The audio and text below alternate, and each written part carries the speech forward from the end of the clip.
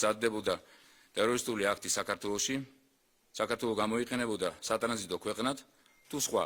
იგეგმებოდა თუ არა ტერაქტი საქართველოში, ამას ახლა სახელმწიფო უსაფრთხოების სამსახური იკვლევს. ეჭვი მას შემდეგ გაჩნდა, რაც სამართალდამცველებმა უკრაინიდან საქართველოში შემოსულ სატვირთოში მოწყობილ სპეციალურ სამალავში 2 კილოგრამზე მეტი ასაფეთქებელი ნივთიერება ჰექსოგენი აღმოაჩინეს.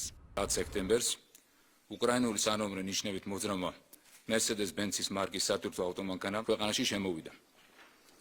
მისი შეჩერების და გადამოწმების შედეგად ავტომანქანაში ნაპოვნია წინასწარ საგულდაგულოდ შენიღბულ სამალავებში მოთავსებული 2.4 კილოგრამის ოდენობით ასაფეთქებელი ნივთიერება ჰექსოგენი. საქმე ეხება ასაფეთქებელ ნივთიერება ტროტილზე ძლიერ მოქმედ ნივთიერებას. გამოძიებამ დაადგინა, რომ ასაფეთქებელი მოწყობილობით დატვირთულმა სატვირთომ საქართველოში შემოსვლამდე რამდენიმე ქვეყნის საზღვარი გადაკვეთა. უკრაინიდან რუმინეთში, რუმინეთიდან ბულგარეთში, ბულგარეთიდან კი თურქეთში გადავიდა და საქართველოს საზღვარს მოადგა. თუმცა სარფში მოგზაურობა დასრულდა. სატვირთოს მძღოლი დაკავებულია, მასთან ერთად დაკავებულია უკრაინის კიდევ ერთი მოქალაქე, რომელიც ტვირთს დავალების შესაბამისად საქართველოში დახვდა.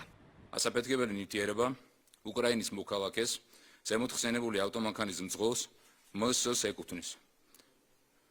მან უკრაინის ტერიტორიაზე დაუდგენელმა პირმა გადასცა შენიღბულ კასრებში მოთავსებული ასაფეთქებელი ნივთიერება და განუმარტა, რომ საქართველოს საზღვრის გადაკვეთის შემდგომ მათთან კავშირზე მყოფი სხვა პირი გამოართმევდა აღნიშნულ ნივთიერებას.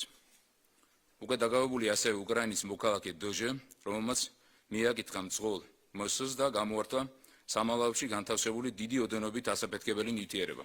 სატვირთო ავტომობილისა და დაკავებულების ჩხრეკისას სამართალდამცველებმა დიდი ოდენობით ფული, მეხსიერების ბარათები, ტელეფონები და ნარკოტიკული საშუალებები ამოიღეს. მოტივს ახლოს უსი იკვლევს. შესაძლო ტერაქტის შესახებ მათ ვერსიას კი სატვირთოში აღმოჩენილი ასაფეთქებელი ნივთიერება ჰექსოგენი ამყარებს, რომელსაც შაჰიდის ქამრებისა და დისტანციურად მართვადი ბომბების დასამზადებლად ძირითადად სწორედ ტერორისტები იყენებენ.